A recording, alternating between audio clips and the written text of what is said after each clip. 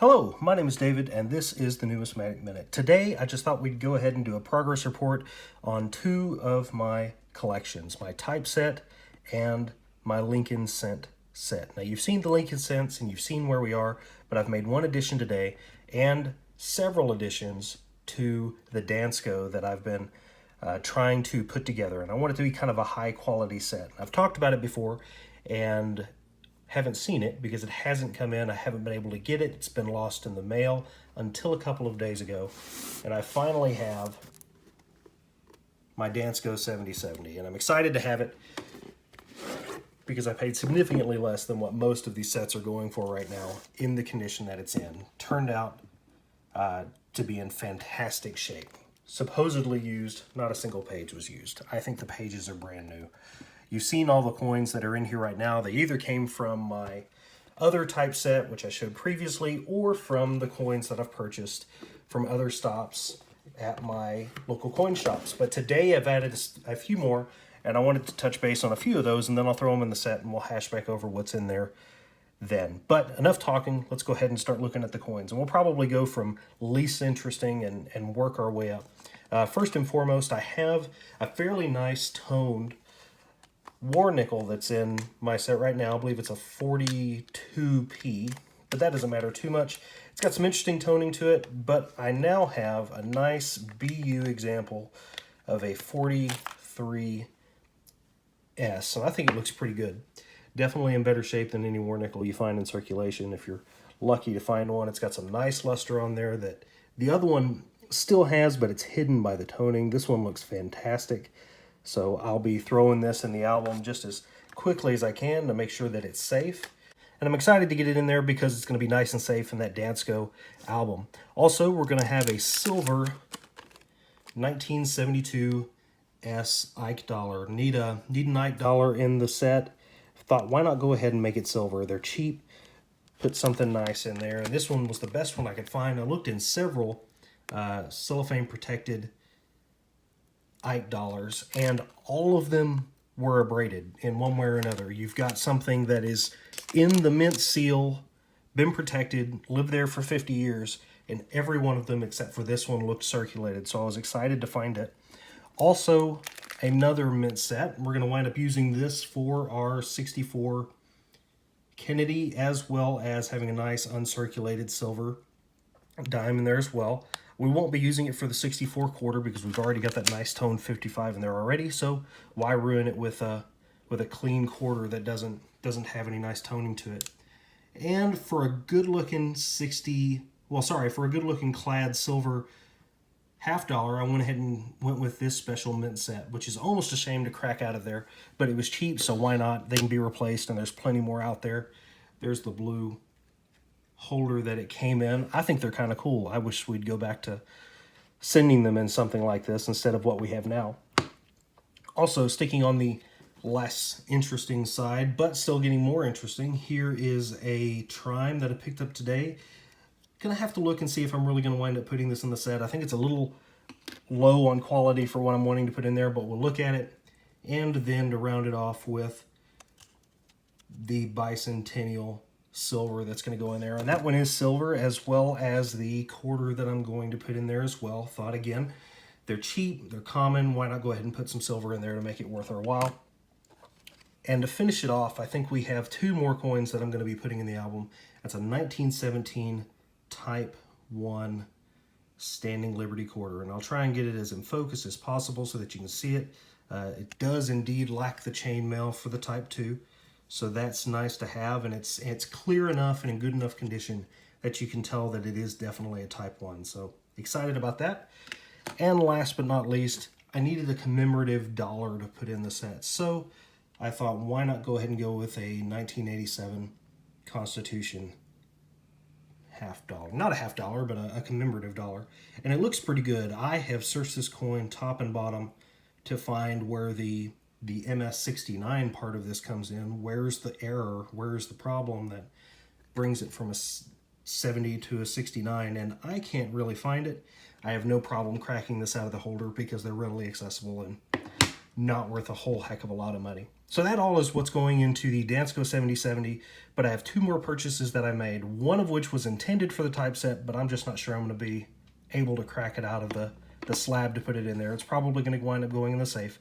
And the other is going to be going with my Lincoln scent collection. And if you've been following along, you know there's not too many more that can go in there. And for the typeset, or was intended for the typeset, is going to be an 1898 Philadelphia MS64 proof-like Morgan dollar. And I thought, why not put a proof-like Morgan in the typeset? If I'm going to go with something nice, I want it to be unique in some way. I want it to stand out among the other coins.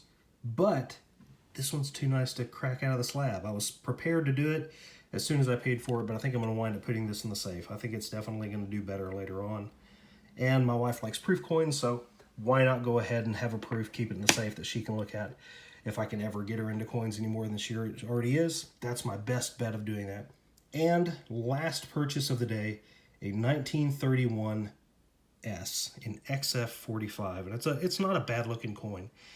But this brings me to one left. There is only 1 cent in the Lincoln cent collection that I have left before I have a complete set. And I'm just that one coin closer.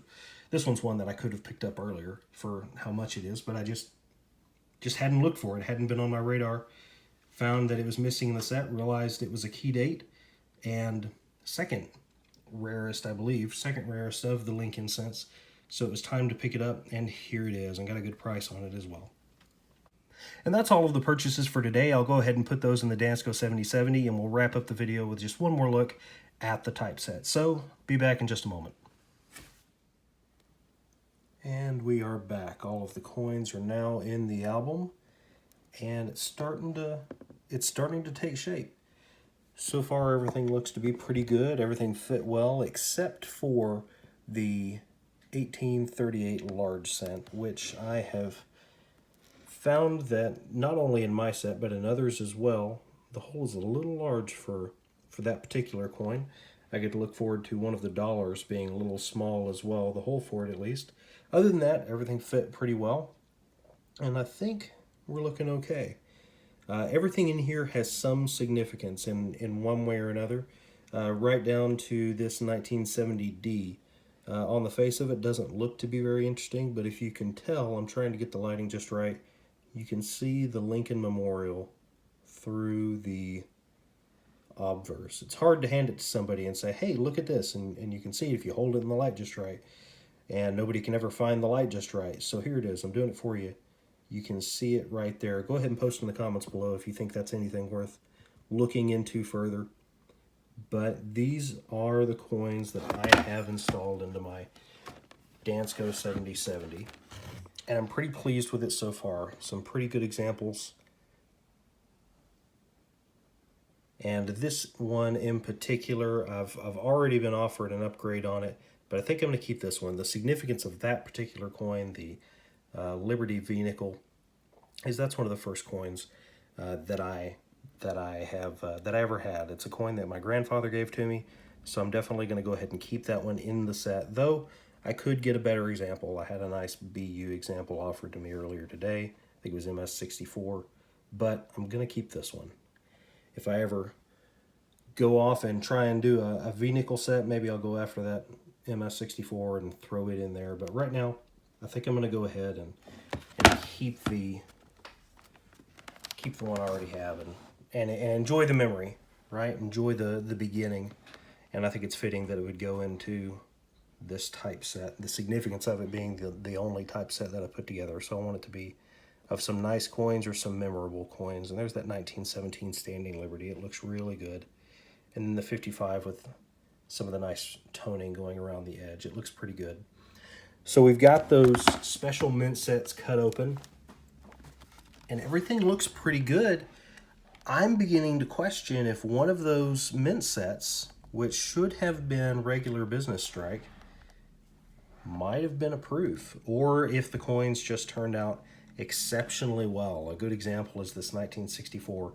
This was not part of the special mint set. This was just part of the regular old cellophane mint set, and it looks really, really nice. Makes me wonder if maybe I should have went ahead and sent that in to be graded rather than dropping it in here. But it'll be a nice coin for me and for anybody else that gets the set if I pass it along, or if I sell it when it comes time, when I get older, if it's time to sell. And I think it'll give a nice return when that time comes. And again, with the bicentennial coins, we went with silver. And for a commemorative coin, I just really liked this one from the 86, I believe it is. The 86 Constitution commemorative dollar. And there's a look at the reverse as well. Well, this is the typeset. This is as far as I am right now. As I post more coins, or rather put more coins in the set, I'll definitely be including you along the way. If you're interested in seeing more videos like this, if you want to see the typeset as it improves, or if you want to see the Lincoln Cent set, which is very, very close to being finished, go ahead and hit subscribe. If you have any questions or any comments on the set that you've seen so far, go ahead and post them down in the comments below. And if you like the video, don't forget to hit like as well. I do appreciate it, and it's nice to start seeing some likes on the videos. It is encouraging. Thank you again for watching. My name is David, and this has been the Numismatic Minute.